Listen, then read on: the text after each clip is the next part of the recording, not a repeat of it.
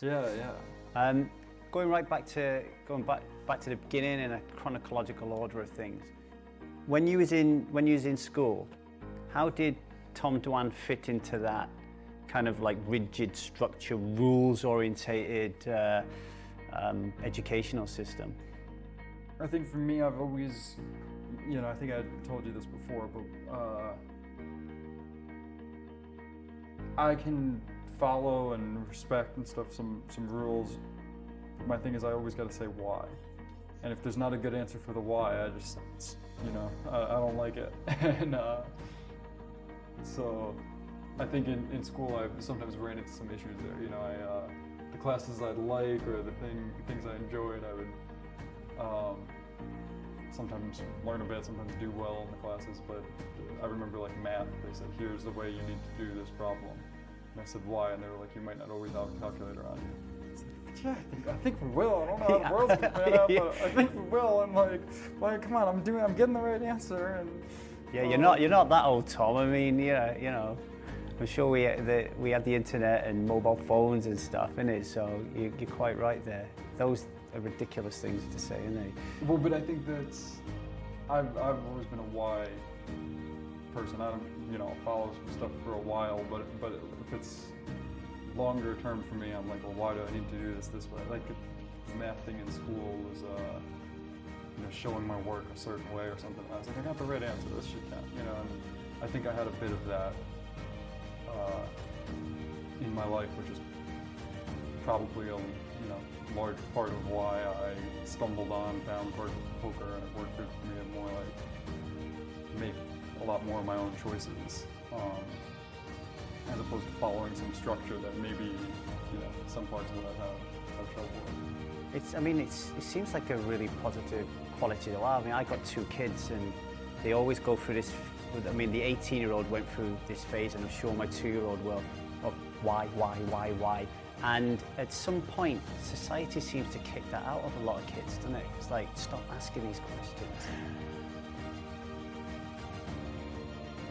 Yeah, I think that's a pretty fair take, and for me, I can deal with some rules for a while, but long term, I like to have something make sense to me. If I'm, I'm gonna go that way. And I guess with poker,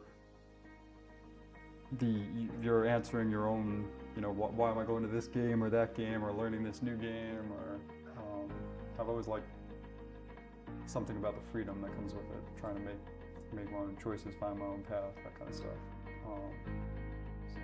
I always remember reading a great book by Robert Fritz called The Path of Least Resistance, and when I hear you talk, it reminds me of the vast majority of society head down in the herd, doing what we're supposed to do, and a few outliers going, hang on a minute, I think I'll go that way. You certainly went that way, but where did can you remember any early realizations that you were going to be different?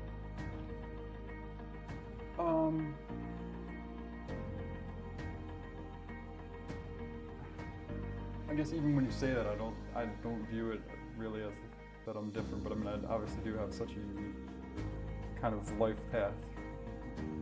So, I guess just to me, I always would kind of look at things and say, why do I need to do them a certain way? And sometimes there'd be a good answer, and then you need to do them a certain way.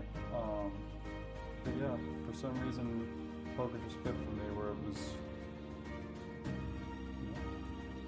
So it wasn't like when I grew up, I remember thinking, I don't want a job, I don't want a boss. Like, it was really important to me that I didn't have it. Was it like that for you, or did you just fall in love with this game so much that you couldn't see anything else other than that? No, so for me, I don't mind like taking direction to a point or something like that, if it seems reasonable. So I think what I would have said then would have been something like, I don't want a boss that's not reasonable or that's not smart. But sometimes my tolerance for that stuff can be surprisingly low, And yet other times I can be in a game where some businessman wants me to play for 40 hours and just deal with it because I'm like, oh, it's a good game. That's okay. Yeah. So I don't know exactly how my mind works on that stuff. But. Can you remember when the time came, the crunch time came, where you're, I don't know, 18, 19, 20, and you're studying and you're thinking, well, am I going to carry on with my studies, or am I going to give this poker thing a shot, or am I going to get a job? What was happening around that time period? So I put, halfway through my senior year of high school, I put $50 online. And by the end of the summer, I think I had, or sorry, by the start of the summer, I think I had made 10 or 15,000 or something like that. And I remember I wanted to get a shore house, a Jersey shore house, with some of my high school buddies for like a week. It was a week or 2 weeks or something. And I remember my mom saying, like, you know, you gotta go get a job and then you can use that money. And obviously I put my $50 online, I made like 15,000, and I was like, oh, I got your shore house money. Yeah. And then I think I made a little money. That's, you know, maybe it was 30 by the end of the summer or something. And then I went to school, to college. I went to Boston University, and my freshman year, there were so many things I really liked about it socially. There were interesting things of, you know, I grew up in New Jersey, now I'm in Boston. You know, I think the city of Boston, especially as like a young college student, has such a unique culture. And there was a lot of stuff I liked about that experience, and then I also liked some of my classes, but the ones I didn't like, I just didn't, you know, keep my grades up in, and so didn't show up for the classes sometimes, didn't show up for the tests sometimes. And at the end of my freshman year, I had to go to some summer school thing because I like hadn't showed up for some English class stuff and whatever. And I don't remember exactly, but I think I probably made 80,000 or something by that point, which was a decent sum, but also not like drop out of college, go on a completely different life path. Yeah. Kind of money. And so I was doing the whole show up to my classes in the summer and stuff, but I was playing more and more poker. And I remember there was a time I played mainly $2, $4, so $400 buy-in. And I just really sat down and was like, okay, I need to just win some silly amount of money so that I feel okay with this thing.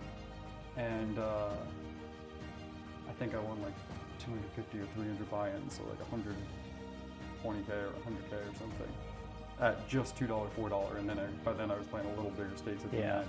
But basically I won a number where I looked at the number of buy-ins. I think it was Poker Tracker back then. Yeah, I was going to say Poker Tracker or Hold'em Manager, right? And I was like, okay, wow, you know, I think, all right, I think I could go down this path. Yeah, kind of didn't look back from there.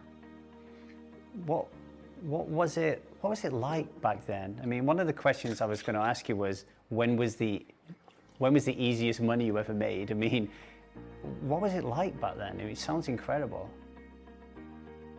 Well, I think there were a lot less resources.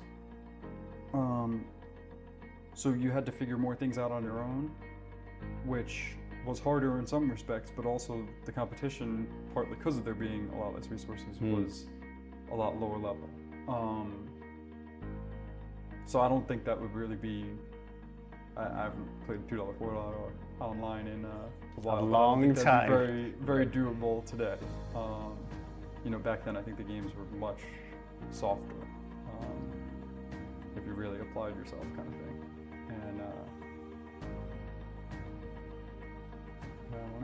And I guess that trait of always asking why in school now suddenly becomes vital. Now you're playing poker, right? Yeah, I think that's something that served me pretty well as a, probably in life overall, but especially as a gambler. Like, I think that's one of the more important parts of gambling, is like, all right, what games am I going to focus on? What am I going to study? Okay, what things am I doing right? What things is my opponent doing wrong? What things am maybe I doing wrong? You know.